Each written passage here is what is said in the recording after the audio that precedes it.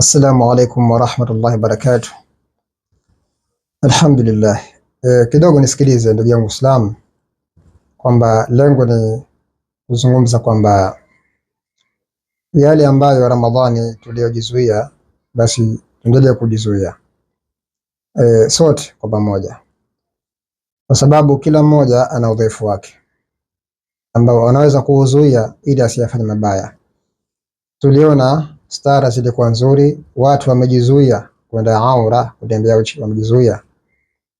Tuliona kwamba watu walizuia midomo yao, watu walikuwa hawezi kutoa tusi kumtukana na mwenzake, watu wamejizuia. Watu katika simu zao wamejizuia kusikiliza muziki, kusikiliza nyimbo. Madereva kwenye daladala walijizuia kuweka nyimbo.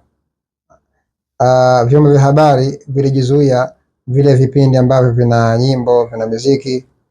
Zile show ambazo zinafanyika katika viwanja vya muziki au katika kumbi za kistarehe, watu wamejizuia. Mabaa, watu kunywa masuala ya ulevi ambayo ni mambo machafu hayafai, wamejizuia. Hata vijana na baadhi ya watu wengine kucheza kamari, kubeti ile, wamejizuia. Na vile vile watu tabia ile ya kufitinisha, kuchukua maneno upande mmoja kupeleka maneno upande mwingine, pia walijizuia. Vile vile watu kukaa tu bila ya kujishughulisha na masuala darsa, ile kukaa tu wamejizuia, wasikae wajishughulisha na darsa kupata kusoma Qur'ani. Vile vile watu wamejizuia kupoteza muda. Kwa hiyo ilikuwa hawapotezi muda, wanakaa wanatumia muda vizuri. Hata wale ambao walikuwa wana pesa nyingi, mashallah, wana uwezo mzuri, lakini wakawa kidogo wazito wabakhili kabla Ramadhani, ule ubakhili wameuzuia, wakawa wanafanya wasaa kutoa, mayatima wanasaidiwa, na watu mbalimbali, wanyonge, masikini, wenye hali mbaya. Misaada ilikuwa gari unaziona zinazunguka na kwenda huko na huko kupelekwa vyakula. Kwa hiyo ile kujizuia iendelee, kila aliyejizuia baya asilifanye, basi aendelee, ndio lengo la Ramadhani litafikiwa. Mapenzi, watu kupendana, watu kuhurumiana, ile nidhamu iliyofanyika. Maana tutashangaa hata wale ambao si Waislamu tuliona wanaoheshimu mwezi wa Ramadhani, wanaoheshimu katika stara na katika mambo mengine. Hata wanawake saa nyingine humjui, kumbe si Muislamu, lakini kavaa vazi vizuri, kajistiri mwili wake.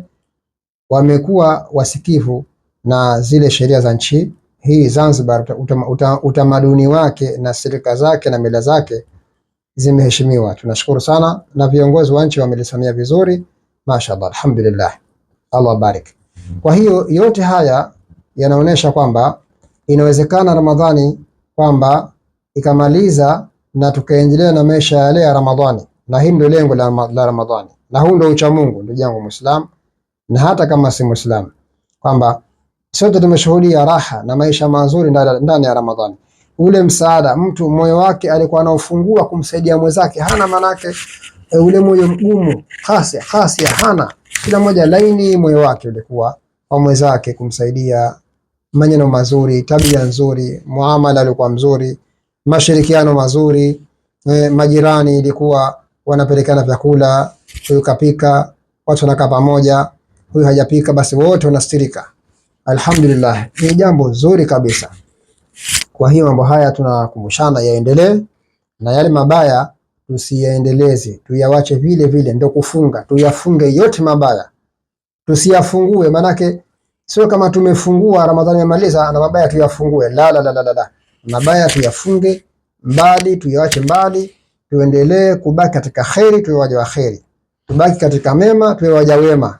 Na Allah azitie nuru nyoyo zetu, Allah tujalie baraka na riziki zetu, Allah zikunjue, atupe siha na afya njema, wagonjwa waponeshe, na wale Allah ajalie maiti wetu warehemu, awasamee dhambi zao, na kila mwenye shida Allah amondoshe shida yake, na kila mwenye khairi amzidishie khairi yake.